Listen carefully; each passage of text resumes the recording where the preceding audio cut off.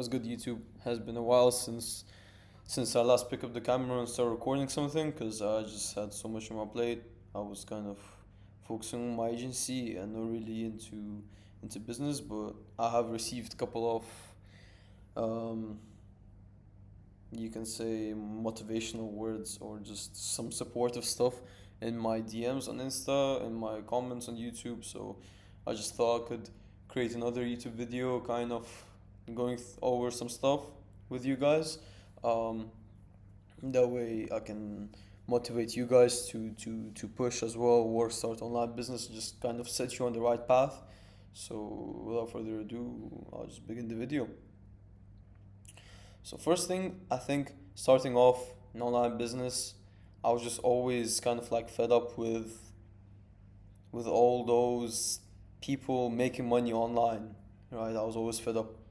Had a question in my mind like why, how come they're rich and I'm not? And I've always dreamed about having a rich life, always since I was like the age of 9 years old, right?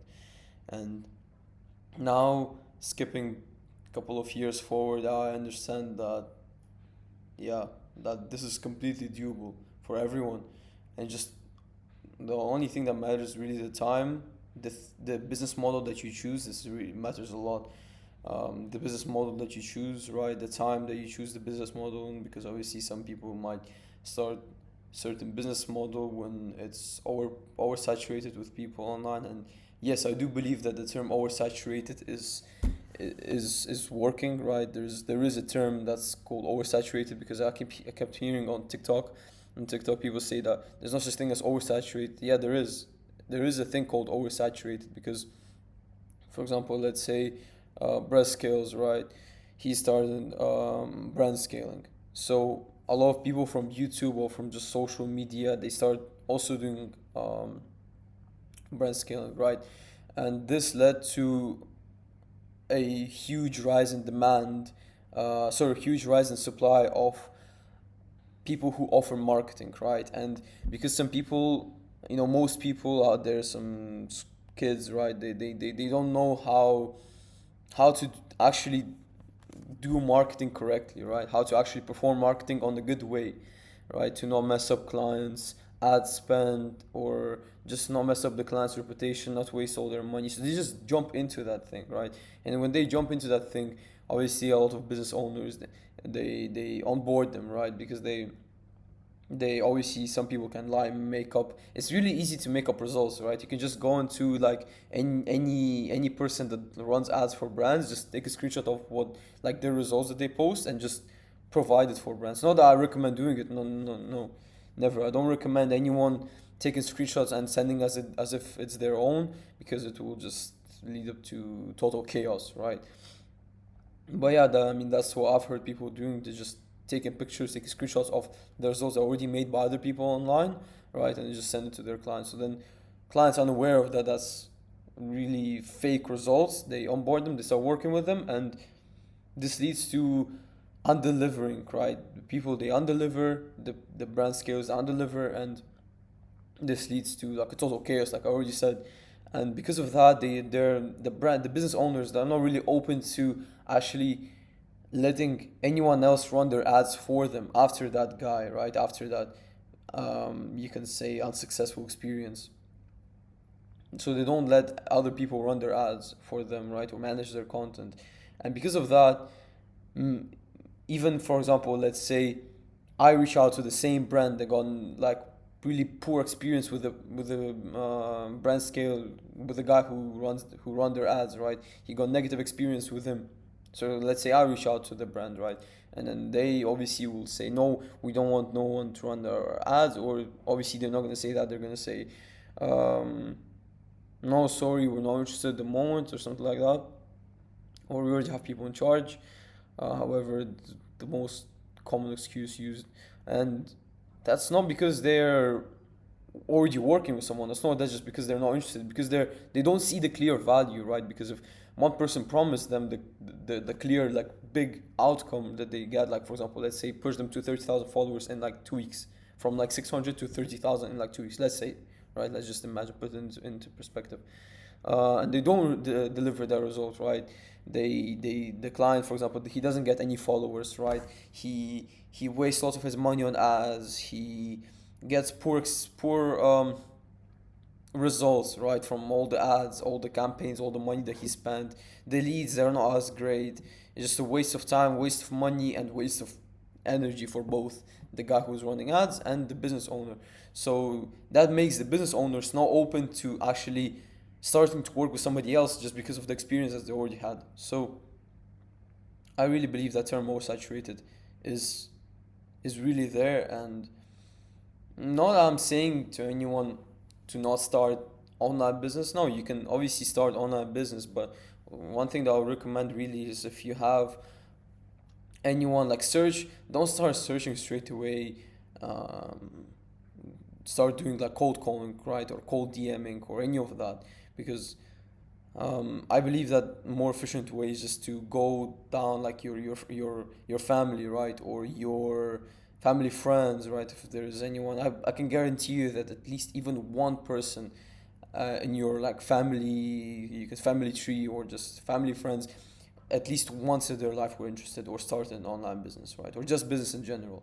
So you could run their ads for them, right? And that would be much better because they already know you, right? They know you from their family friends. Right? They know you as a person, right? So my advice would be just to be straight up with them. Just say that I don't have any experience running ads, right? That's the reason why I'm messaging you. I don't have any experience running ads, and I did this thing as well, and when I was starting off, and I got lots of tips and like advices from one family member that he kind of told me, and I really applied it, and that's when I saw the big difference. So yeah, I mean that would be my recommendation. Just start outreaching to your family, friends, family members, whoever owns a business, right? Whoever wasn't interested in actually owning a business.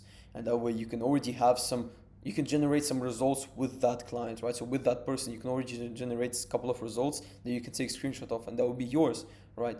And as well as that, you can gain more experience and just you can cover more stuff with that person because he trusts you more, right? With that individual, with that family member, with that family friend.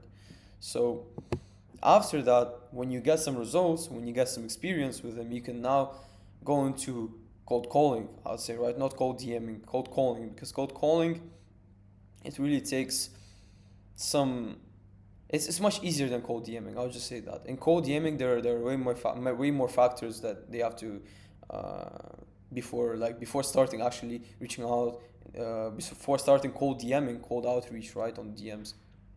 You really have to improve many stuff, right? That goes for like bio, your image. You can't have like some I don't know, anime image on your profile, right? It has to be an image of you, right? It has to be bio of like that describes you the best, right? As you have some, you need to have some real images, right? That looks a little bit presentable, right? Not just you drinking beer in someone's crib, right? Or partying with some girls or just anything. Has to be some presentable images of you. So yeah, and like many stuff, you need to have some decent following, decent followers, a lot of stuff, a lot, and a lot of experience with cold DMing, right? Cold outreaching. You need to master sales and just a lot of stuff. So I wouldn't recommend you going down that end. You can try, like I did. I tried cold DMing straight away, and I got my first four clients in my first 4 days, but it was just pure luck. I would say it was just pure luck because I really went to ChatGPT. One of the things that I could recommend you, just go to ChatGPT, generate some like script, like a beginning script, right? Generate a beginning script, go to Word document, place that script into the Word, and then just copy paste into DMs, right? Copy paste, copy paste, copy paste, and make sure that this is a little bit like personal, right? A little bit personal to the brand. Yes, it might take more time to send each DM, right? Because if you, for example, let's say it's a watch business, right? You say, hey, let's say, I don't know, Dubai watches. Hey, Dubai watches, really liked your APs, right? Royal Oak APs or AP Skellies. I don't know, anything, right? That takes a little bit more time because you have to adjust the name of the brand, the pieces that they're selling. But with that, You have a way higher guarantee of actually signing a client than just saying, "Wow, hey, I really liked your watch," right? But I mean, that's just my take on it, and that's what I found. That that's the thing that I found that got me the most clients, right? So let's just talk a little bit about cold calling in general, right? So cold calling, you just need to practice sales, right? Same thing, just go into ChatGPT, ask ChatGPT for like prompt out that you need a sales pitch to a business, for example, let's say roofing business, right? Just I would really recommend you keeping it general, right? Don't prompt something like I need a pitch for a roofing business, right? I would really, if I would have started from the beginning, I would go into ChatGPT and just say, generate me a sales pitch that I could offer people when I'm cold calling. So when you have the script, write it down again in your Word document, right, or anything, or just like a book that you can write it in, so that you can call from your phone. Obviously, you won't be like checking your Word document, right, every single time. You can just have it down in your notebook, so you can cold call and just read through the notebook. So yeah, that's really like that really helped me a lot, and that's one of the advices that I could say for cold calling. And just try to cold call and be as open minded as possible. Don't try to like, I don't know, get emotional over a no. Right? That's one thing that cold calling taught me is don't take no for an answer. Right? If they say no, we already have a marketing team, you can say, oh, really? And how were they performing for you? Or like, for example, how long are you working with them already? And if they, for example, let's say they say, oh, we have working with a marketing team for 2 years, and fortunately, like the results that aren't the best, we expected something more. So, word for word, you can kind of build up into already a potential prospect, right? And yeah, I mean, from there on, you can just for example, um, send them a WhatsApp, right? That's one important thing as well. Send them a WhatsApp. Don't if they say send us an email, don't don't like really try to send them a WhatsApp instead, right? Really try to send them a WhatsApp. Don't try send them like emails, because the emails, they never get checked. Emails, right? If you structure the email incorrectly, you're just gonna go to spam. And if it's gonna go to spam, they will never open it, right? And no matter if you're gonna call them 4 more times, 5 more times, 6 more times, right? Follow up with them. They'll never open your DM, because they will never, not DM, sorry, email, and they will never get it. So don't try sending emails. I remember if when some business owners told me like send me email, right? I used to always ask for WhatsApp. If they say no, we don't have WhatsApp, come on. Quite frankly, everyone has WhatsApp, right? If you are contacted to a business owner, he has a WhatsApp, right? So that's again a polite way of saying no, like we don't want anything to do with you. So from there on, I'll just either go into the next person or try sending them email. But I think out of 20 20, 20 emails opportunity to send, I send only emails to like three, I think, or four. I don't know if it's a mistake or not that I did, but I never send emails, right? Because I used to do some cold calling before, right? Before brand scaling stuff, and emails never worked. Emails never worked for me. Maybe it was gonna work for you, right? Watching the video, who's gonna hopefully start after I provide this detailed explanation. If you start, I really recommend you to start cold calling. It will change your business to before, change your life to before and after, right? Talking about like AI stuff specifically, AI like marketing specifically.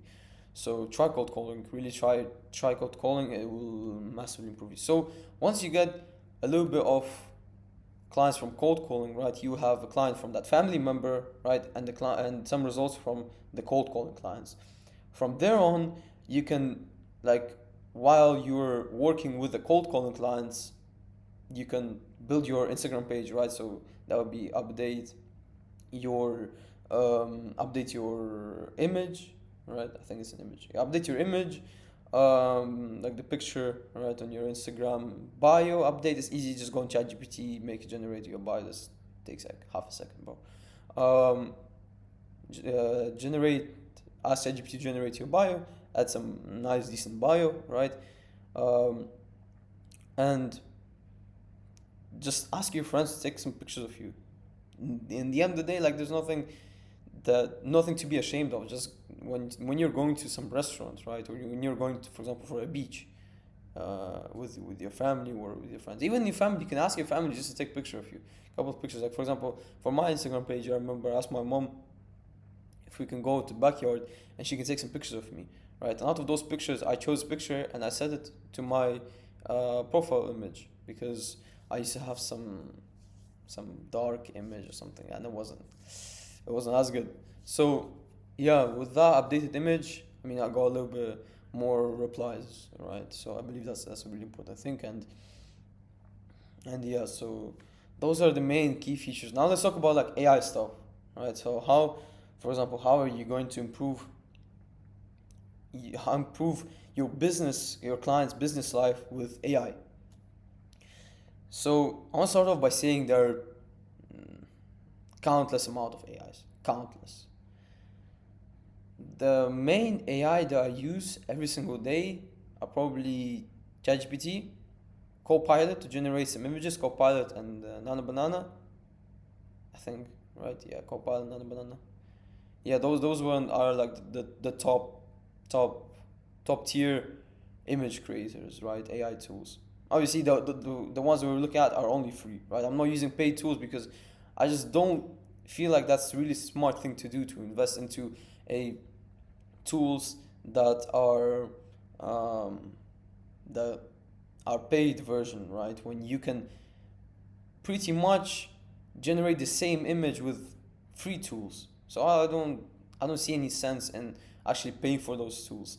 So I just do it for free, right? So Nana Banana, I know it's paid version, but you can go into Gemini and ask Gemini, go into for example ChatGPT, and ChatGPT generate the prompt for Copilot, for example, sorry, for Gemini, and you go to Gemini, paste that script, paste that prompt, sorry, it generates you an image out of Nana Banana for free, right? For free.